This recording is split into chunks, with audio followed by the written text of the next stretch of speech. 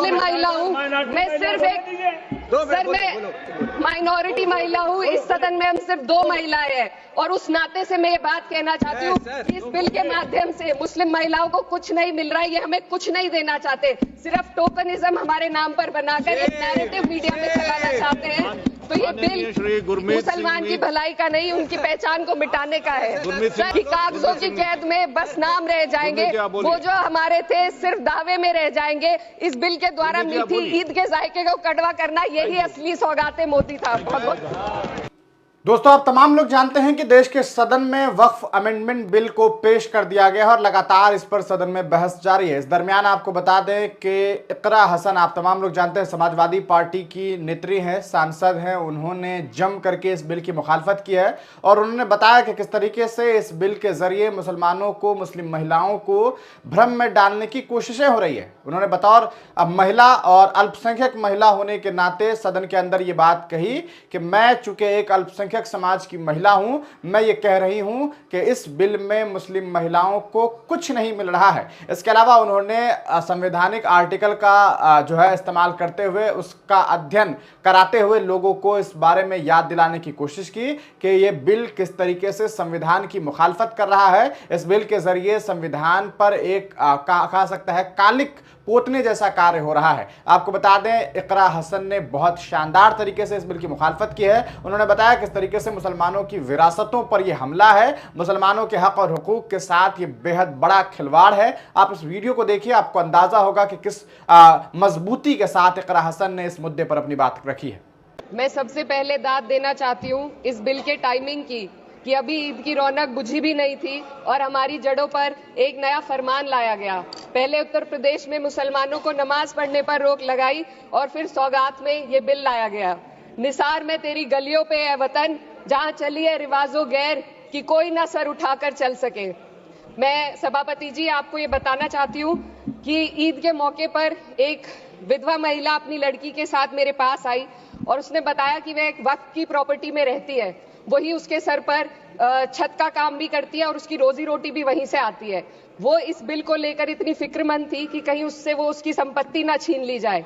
वो अकेली एक ऐसी महिला नहीं है, ऐसे लाखों लोग हैं जो वक्फ की, गरीब लोग, गरीब महिलाएं जो वक्फ की संपत्ति से अपना रोजगार चला रहे हैं।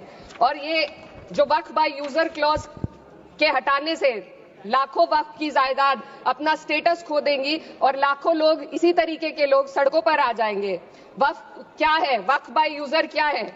इसका ये मतलब है कि कोई जायदाद अगर सालों से दीन और भलाई के कामों के लिए इस्तेमाल हो रही हो तो वो खुद ब खुद वक्फ मानी जाएगी। हिंदुस्तान की अदालतों ने भी इस बात को तस्लीम किया है। वक्फ बाय यूजर सिर्फ वक्फ बोर्ड को ही मिली कोई खास सौगात नहीं है, ये बल्कि सभी अन्य धार्मिक ट्रस्टों को परंपरा और यूज के आधार पर बिना किसी डॉक्यूमेंटेशन के धार्मिक चरित्र को डिक्लेयर करने का राइट मिला हुआ है। भारत के संविधान के आर्टिकल 13 क्लॉज 3 में कस्टम और यूसेज को कानूनी वैधानिकता प्रदान करता है। इसी आर्टिकल से वक्फ बाय यूजर भी निकला गया है। इस बिल के कानून बनने पर वक्फ बोर्ड तो इस प्रोविजन से हाथ धो बैठेगा, लेकिन अन्य धार्मिक ट्रस्टों को यह सुविधा जारी रहेगी। इससे भारतीय संविधान के आर्टिकल 14 और 15 का सीधा उल्लंघन है, जो धर्म और जाति के आधार पर भेदभाव और कानून के सामने सभी की बराबरी पर जोर देता है। मैं इसके साथ ये भी कहना चाहती हूँ कि सत्ता के लोग जो एक दूसरे की पीठ थपथपा रहे हैं कि वक्फ बाय यूजर का जो अमेंडमेंट इन्होंने दिया उसको एक्सेप्ट कर लिया गया है, लेकिन इनकी शरारत यह है कि उसके साथ ही एक ऐसा प्रोवाइजो इसमें शामिल किया गया जिसके आधार पर यह कहा गया है कि अगर कोई भी वक्फ की संपत्ति विवादित हो तो वो अपना वक्फ स्टेटस खो देगी। तो जो अमेंडमेंट इन्होंने दिया है, जिसको एक्सेप्ट कर लिया गया है, उसका कोई मतलब नहीं है। ये इनकी नीयत है जो साफ जाहिर हो रही है। सोने पर सुहागा एक काम और किया है सरकार ने। वक्फ की कानून के सेक्शन 107 को हटाकर लिमिटेशन एक्ट में 12 साल तक ही किसी के खिलाफ अदालत में जाने का प्रोविजन है। सेक्शन 107 में बोर्ड को लिमिटेशन एक्ट से राहत मिली हुई थी। वक्फ बोर्ड कभी भी अवैध कब्जाधारियों के खिलाफ अदालत जा सकता था। अगर ये सेक्शन ना हो तो अवैध कब्जा करने वाले लोग कानूनी प्रक्रिया का फायदा उठाकर वक्फ की प्रॉपर्टी को हड़प सकते हैं। अन्य धार्मिक ट्रस्टों पर भी ये लिमिटेशन एक्ट लागू नहीं होती, तो फिर वक्फ बोर्ड के साथ ये सौतेला रवैया क्यों किया जा रहा है? धर्म को देखकर दोहरी नीति क्यों अपनाई जा रही है? सेक्शन 107 और वक्फ बाय यूजर को अगर एक साथ पढ़ा जाए तो इससे लाखों वक्फ की प्रॉपर्टी पर कब्जा किया जाएगा। इसलिए ये बिल मुसलमान की भलाई का नहीं बल्कि उनके वजूद और विरासत को मिटाने का बिल है। हिंदुस्तान में बहुत सारे धार्मिक ट्रस्ट हैं जिसमें उस खास मजहब के लोग शामिल होते हैं और उसका इंतजाम करते हैं, और ये बात समझ में आने वाली भी है क्योंकि जो व्यक्ति अपने मजहब के रीति रिवाज को जितना अच्छे से समझ सकता है किसी अन्य मजहब का व्यक्ति नहीं समझ सकता। आर्टिकल 26 क्लॉज 2 के तहत धार्मिक संप्रदायों को अपने मजहबी इदारों के एडमिनिस्ट्रेशन का हक देता है, लेकिन वक्फ बोर्ड के बारे में इसको उल्टा किया जाए। Sir 2 minute sir please 2 minutes. सरकार इसे एक सेक्युलर बॉडी मान रही है और इसमें गैर मुस्लिमों को शामिल करने की बात कह रही है। आपके मुंह से सेक्युलरिज्म की बात सुनकर अच्छा लगा, लेकिन अगले ही पल ये भ्रम टूट जाता है क्योंकि आपको सिर्फ दान देने के लिए प्रैक्टिसिंग मुस्लिम का आपने क्लॉज डाला है, लेकिन बोर्ड में बैठने के लिए मुस्लिम होने की कोई आपकी क्लॉज नहीं है। तो इससे आपकी जो दोहरी नीति है वो साफ जाहिर होती है।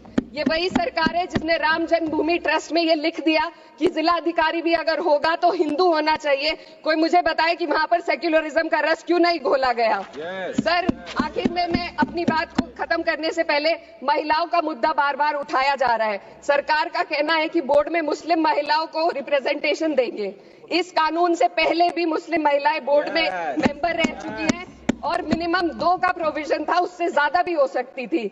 सर मैं ये कहना चाहती हूँ कि सरकार ने महिलाओं के लिए ऐसा कौन सा नया काम किया जिसका ढिंडोरा सरकार का हर सदस्य पीट रहा है।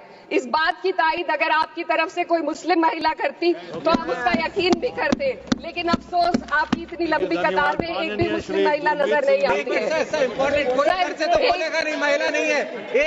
मैं खुद एक मुस्लिम महिला हूँ, मैं सिर्फ एक मैं माइनॉरिटी महिला हूँ। इस सदन में हम सिर्फ 2 महिलाएं हैं और उस नाते से मैं ये बात कहना चाहती हूँ कि इस बिल के माध्यम से मुस्लिम महिलाओं को कुछ नहीं मिल रहा है। ये हमें कुछ नहीं देना चाहते, सिर्फ टोकनिज्म हमारे नाम पर बनाकर एक नैरेटिव मीडिया में चलाना चाहते हैं। तो ये बिल मुसलमान की भलाई का नहीं, उनकी पहचान को मिटाने का है। सर अंत में मैं बस यही कहना चाहती हूँ कि कागजों की कैद में बस नाम रह जाएंगे, वो जो हमारे थे सिर्फ दावे में रह जाएंगे। इस बिल के द्वारा मीठी ईद के जायके को कड़वा करना यही असली सौगाते मोदी था।